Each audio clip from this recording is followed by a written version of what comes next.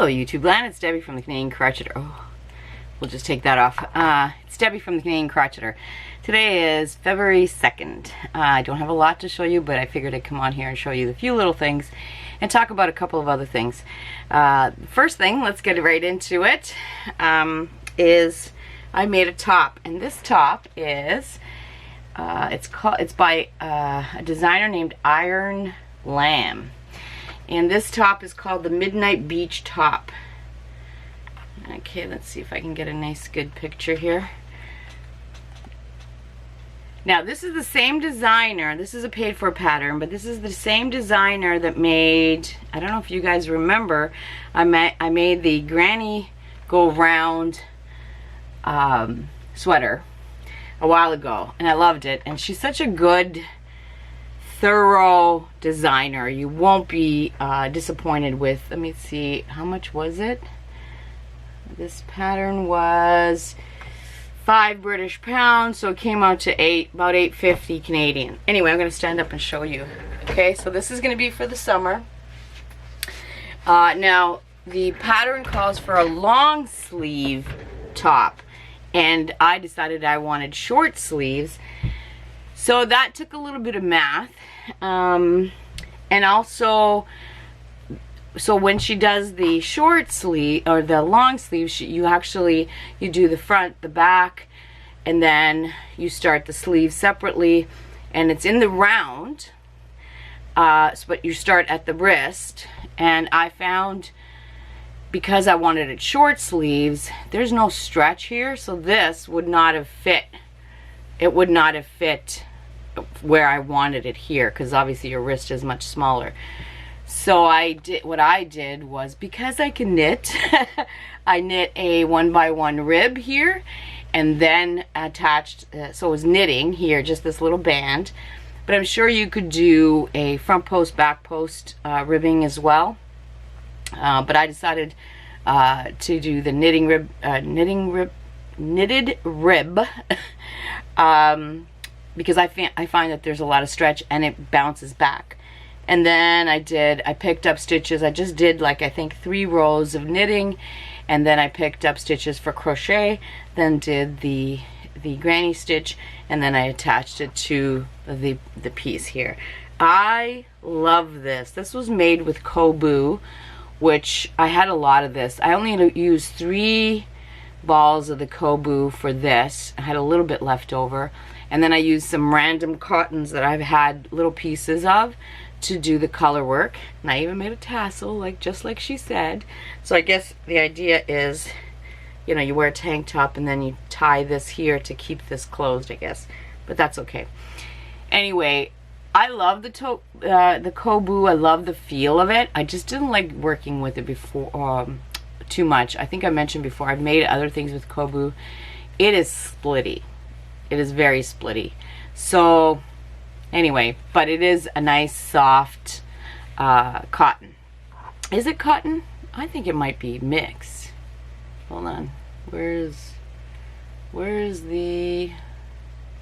Guess I should put my glasses back on. Cotton and rayon. 51% cotton and 49% rayon from bamboo. So cotton bamboo. Anyway, I love it. I think I'm going to use it very much in the summertime. Anyway, like I said, this was a little too tight, and I decided to put, because I wanted short sleeves, but I'm sure it would be great for maybe too big, I don't know, for if you make a long sleeve one. So you do the band and then you continue in the solid color. Really easy. I thought it was very easy, very well written. So the front has got because you're doing the granny square, it's got it's like a block, you know, so you're kind of going around and around. Well, actually you're going around this way and then around this way, and to extend it, to make it bigger, you have these corners. And then also the bottom, I did it a little slightly different than she wanted, but yeah, I'm loving this. I think it's so cute, and it's going to come in handy. Yeah, and the back is just straight double crochet across. panel. Okay, I'm gonna change because I'm a little cold. Hold on. Okay, feel a little warmer now. Anyway, I can't, you know, recommend this highly enough. I think it's wonderful. It came out really good, and I made it short sleeves. You know, maybe one day I'll make another one with the long sleeves, but I think it came out really good. I also made the medium size, so just so you know, for reference. Maybe next time I'll make the large, give me a little more room in there. But I loved it. I thought it was great and highly recommended, but be aware it is a paid-for pattern. Now, that's all I have that's finished. I'm still working on my friend's blanket. Don't worry, it'll get done, but it is really, really quite boring me. But her birthday's not till the beginning of June, so I got lots of time. I wasn't making it for her birthday, but if it takes me that long to make it, I'll just say, hey, it was for your birthday, right? Anyway, what I wanted to show you, and the other thing I wanted to show you was something that I've been working on. I think you guys have heard me talk about magic balls. So I usually have like little you know, pieces left over like this. You can't really make anything with this. So I usually just add it to a magic ball. But I was looking for something that might be something different that I could do with these little pieces. And I came across this. And it's how to crochet sea pennies. I'll leave it's free on her blog. And what is the blog's name? Hold on. It is Julia Crossland Art. Okay, .blogspot.com. I'll leave the link for it. Really cute, right? And I thought, okay, I'll just, you know, make these. And I thought, before I started making it, I didn't read through the pattern. I thought you make all these little pennies and then just attach them, right? She shows you how to attach them. Well, no. What it is you make one penny, and then when you start the second penny, you attach it at a certain point, and then when you add that one, you know, so you're actually attaching as you go, which is cute. And this is what I started making, and I had these grandiose ideas of making the whole blanket out of this. But my God, there's so many ends. Look at this. You have the end from the center, and then the last one. So each penny has two ends to weave in. So I've just been like, make one, and so whenever I have a little piece of yarn, I'll make one and attach it as I go. So this will either be a very, very, very long-term project, or I'm going to give up on it. But I think it'd be kind of cute to have something like this with your tiny little leftovers. Unless I can figure out a way where I can make all the pennies and then attach them a different way. And then I guess each penny would have a different color around it. I don't know. We'll see. But I will leave a link in case you're interested in doing something like this. Thought it was a great idea. I'm not sure. I'm just not sure if I have the patience for it. Okay. And the last two things I want to talk about is I inherited a couple of sweaters from my mother-in-law when she passed away a few years ago. And I thought they were great because, you know, they were handmade and they're fabulous. But they are itchy. So I'm going to try them on for you. One is a fancy one. Look at this.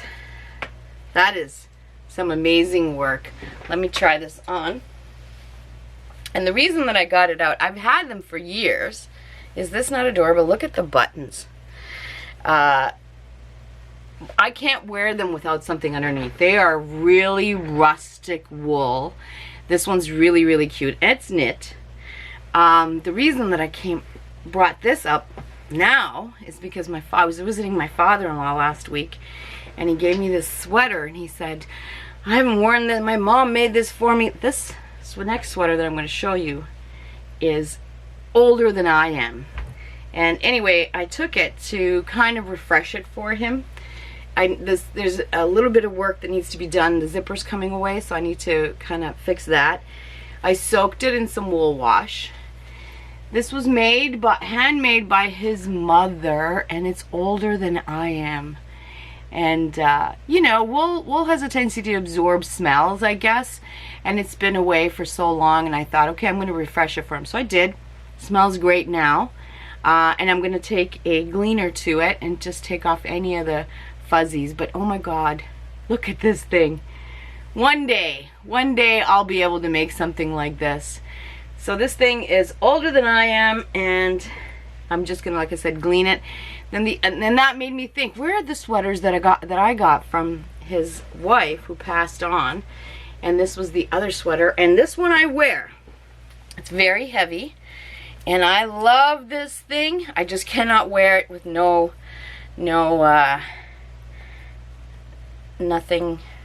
The zipper's a little, because it's old as well. Like, I mean, I think it's as old as I am, if not older. But look at this thing.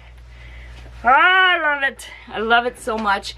I just cannot wear it. And it is very warm. See, I don't even think you could wear this inside because it's so warm. It's very rustic wool, and it is handmade, and the floats inside are amazing. So anyway, I just thought I'd show off my sweater. I also revived this one. I wool washed it, and I gleaned it. So yeah, not bad for something that's older than I am, right? Anyway, and the last thing I wanted to talk about was, there's been a lot of rumblings over the last few years about people grumbling about handmade items that, you know, and how much to charge, and people grumbling about, oh my God, that's too expensive and whatever. We have a department store up here in Canada called Hudson's Bay, and they're a little bit of a higher end department store. Anyway, I came across this, and I want to show you. Let me show you. This is a hat made by Ralph, or the brand is Ralph Lauren, or Lauren. Look at that. Okay, take a good look at that. It is knit.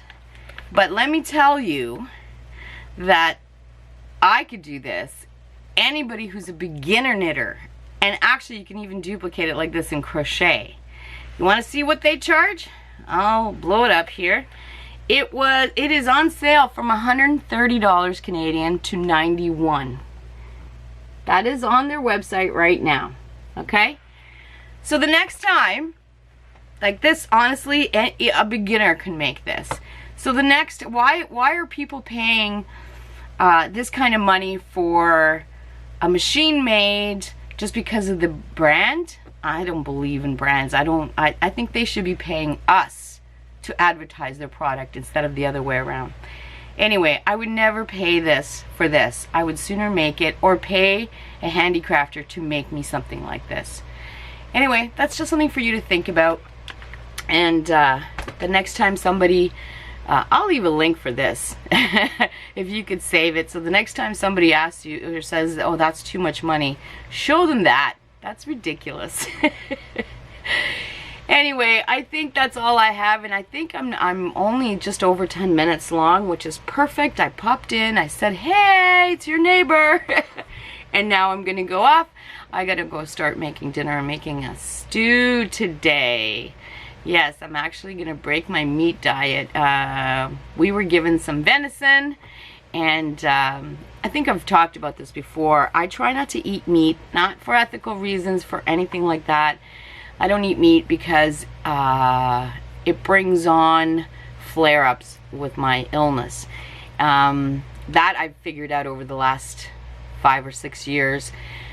But I've also noticed that if it's, there's a lot of hunters around here, if it's hunted meat, if it's meat that's not raised, I have no flare-ups. So I'm going to enjoy my meal today. I'm going to make a beef stew in the crock pot and enjoy it. And yeah, please don't come at me about this meat issue.